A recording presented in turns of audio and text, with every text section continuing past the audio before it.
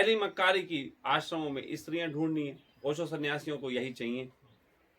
और यहाँ उन्हें स्त्रियां हैं तो, लेकिन मिलेंगी कोई नहीं। ये बिल्कुल पक्का बता रहा हूं, क्योंकि वो जितने भी अच्छे हों उनसे अच्छे यहाँ ऑलरेडी बहुत लोग मौजूद हैं, इसलिए उन्हें मिलेंगे नहीं। इसलिए ओशो सन्यासी यहाँ के करेगा क्या? और अपनी पत्नी को, बेटी को, किसी को लाना नहीं चाहेगा, क्योंकि फिर वो लड़कियां जाना नहीं चाहेंगी इतने सुरक्षित माहौल में। स्त्री कहाँ जाना चाहती हो? लेकिन उन्हें ये समझना होगा कि उन्होंने कौन सी ऐसी भूल कर दी कि स्त्री उनके निकट सिक्योर फील नहीं करती। मैं एक घटना बता रहा हूं, पुरानी घटना है लेकिन बड़ी जीवन की यथार्थ घटनाओं में मेरी एक है। ये लगभग 2007 के आसपास, देखो बेटा कोई बाहर है, घटना है कि मैं अपने रेस्टोरेंट के बाहर खड़ा था। तो मैं उस समय घर तो छोड़ चुका था, लेकिन फिर भी रेस्टोरेंट वगैरह जाया करता था। ऐसे 1 घंटे 2 घंटे के लिए चला गया तो जाता था, क्योंकि रहता शहर में ही था। तो वहां मैं खड़ा था, तो वहां पे क्योंकि लड़कियों की स्कूल पास में है, 3-4 लड़के खड़े हुए और लड़कियां छेड़ रहे थे। आते आते आने वाली लड़कियों पे कमेंट्स कर रहे थे। तो मुझे देखा नहीं गया, तो मैंने उन लड़कों से कहा, मैंने कहा यहाँ आओ। तो वो मेरे पापा बोले, यार क्या तू बवाल कर रहा है, क्यों लड़ाई झगड़ा करेगा? तो वो लड़के ऐसे करके आए। हाँ बोलो क्या बात? मैंने कहा भाई बात कुछ नहीं, मैं तो ये पूछ रहा हूँ तुम लोग इतने दिन से मेहनत करते हो इस तरीके से, क्या कोई पटी? मैं मुझे भी कुछ मिल जाए। अब जैसे ही मैंने कहा पटी, हाँ ऐसे करके उनका मुंह हुआ, क्योंकि मैं थोड़ी ऊंचाई पे खड़ा था, वो नीचे थे। तो मैंने कहा बेटा मैं सिर्फ इतनी सी बात तो पूछ रहा हूँ, क्या कोई पटी? तो उनमें से एक लड़का बोला नहीं। तो मैंने कहा एक देखो तुम्हारे संग एक और लड़का है, वो मुझे जानता है और जानता है कि मुझसे बहुत पटी, तो क्या तुम लोग पटाने की ट्रिक सीखना चाहोगे? नहीं, लड़का बोला बताओ। अरे ना अभी नहीं बताएंगे, शाम को आओ, शाम को आओ 6 बजे, अब ये रेस्टोरेंट भी खाली हो जाता है, शाम को बैठेंगे और तुम्हें चाय पिलाएंगे, फिर हम तुम्हें बताएंगे कैसे पटाई जाती है। तो लड़के तो एकदम खुश, शाम को आ भी गए। अरे सन्यासी को बुलाओ कि आज आओ शाम को ध्यान करवाएंगे, नहीं आते। तो लड़के आ गए। परमात्मा का दर्शन करना कोई प्रेमियों से सीखे।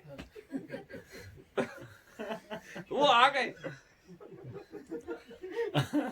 और आने के बाद बोले भैया, मैंने कहा हाँ बेटा आओ बैठो। मैंने चाय बनवाई, चाय उनके सामने रखी, फिर मैंने कहा बोलो क्या पूछना है? तो बोले भैया आपने कहा था ना कि वो लड़की पटाने का कोई तरीका बताएंगे। हमने कहा ठीक है वो तो हम बताएंगे, लेकिन एक क्वेश्चन है वो कर ले तुमसे। कहेंगे क्या? मैंने कहा जब पट जाएगी तो सब लोग उसे प्रेम करोगे मिलके या जो पटाएगा वो अकेले करेगा? ये क्या बात हुई? मैंने कहा बेटा जैसे तुम सुबह देखो खूबसूरत से लड़के हो, तुम पटाने के लिए एक लड़की को कुछ कह रहे थे, अगर वो पट जाती तो बाकी ये दोस्त भी प्रेम करते? ऐसा थोड़ी ना होता है।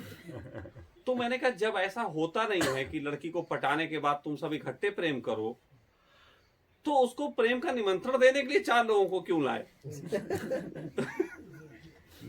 पर स्कूल के बाहर तुम 4 लड़के लेके ऐसे मुस्टंडे खड़े और चलती के 9 से 12 है ना, तो कोई जाएगी? हाँ तो ऐसे थोड़ी ना कोई खंडाला जाएगी ना 9 से 12 जाएगी। तो कहने का फिर हम क्या करें? हमने कहा पहली बात तो लड़की को पटाने अकेले निकलो। अकेले लड़के में साहस होता है और लड़की किसी भी लड़के में पहला हुनर देखती साहस। मुझसे जो बहुत स्त्रियां प्रेम करती हैं उसका कारण ये नहीं है कि मैं बहुत खूबसूरत हूं, मेरी आंखें काली, जीभ बाहर निकलती रहती, न जाने कितने तरीके की मानसिक बीमारियां, विकृति से घिरा हुआ आदमी, लेकिन मेरी हिम्मत देख के स्त्रियां मेरे साथ चलना पसंद करती। ये पहला कारण है, ये मेरी जिंदगी का कारण है, तुम लोगों को राज की बात बता रहा हूं।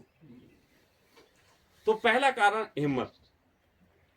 अहिम्मत अकेले आदमी के पास होती, हिम्मत दो तीन को संग में लेने वाले के पास नहीं होती। स्त्री को यह समझ होती। और बोले और, मैंने कहा और काम ये करना है कि कभी भी स्त्री को गलत ढंग से देखना नहीं, कभी भी स्त्री के शरीर पे ऐसी निगाह नहीं डालनी कि उसको अशोभनीय फील हो। क्योंकि जिस स्त्री को ये फील हो कि तुम उसको गलत ढंग से देख रहे हो, वो स्त्री तो पहले ही साइड में हो लेगी। तो अपनी आंखों में ऐसी समझ लाओ कि कभी स्त्री को इस तरीके से मत तको। तो ये दूसरा लक्षण। अब दूसरे लक्षण तक जब बात आई तो इतने में ही उन सारे बच्चों को ध्यान घट गया, सबको ध्यान घट गया। क्योंकि जीवन में शायद उनसे कभी इस ढंग से किसी ने ये बात कही ही नहीं थी, और सिर्फ ये दो बातें ही सुनी, उसके बाद ज्यादा बातें नहीं हो पाई उनसे। लेकिन उसके बाद मेरे पिता मुझे बताया करते थे, मैंने बाद में पूछा कि वो लड़के कभी दिखते? पापा बोले कि वो लड़के निकलते करते तो दिखे, लेकिन कभी यहां लड़की छेड़ते नहीं दिखे।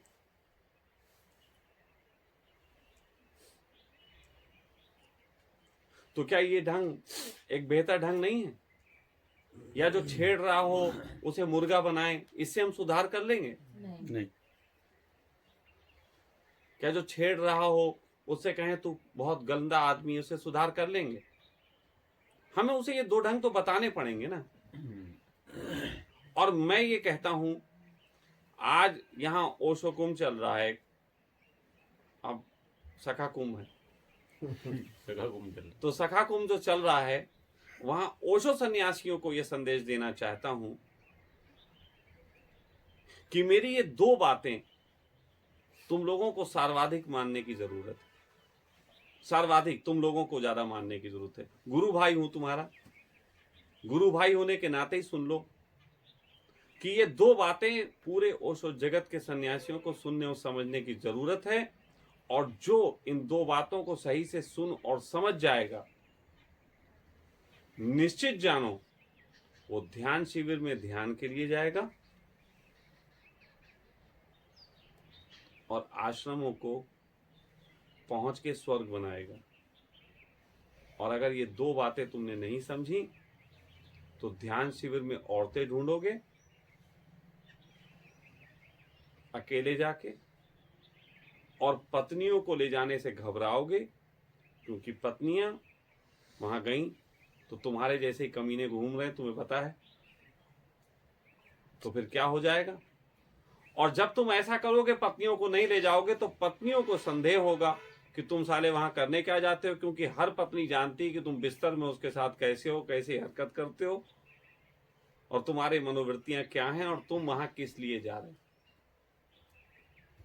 और जब तुम उन्हें लेके नहीं आओगे तो वो संदेह से भरेंगी, और उस संदेह से भरने के कारण वो ओशो को गालियां देंगी। तो ओशो को गालियां ना मिलें, इसके लिए मेरी ये दो बातें मानो।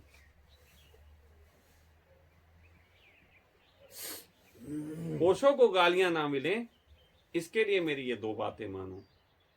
और ये दो बातें जिस दिन जीवन में उतर आएंगी तो समझ जाना कि दो बातें उतरने के बाद तुम जिस तरीके के इंसान बनोगे ना, बस वैसे ही सारे इंसान यहां सखा परिवार में रहते हैं।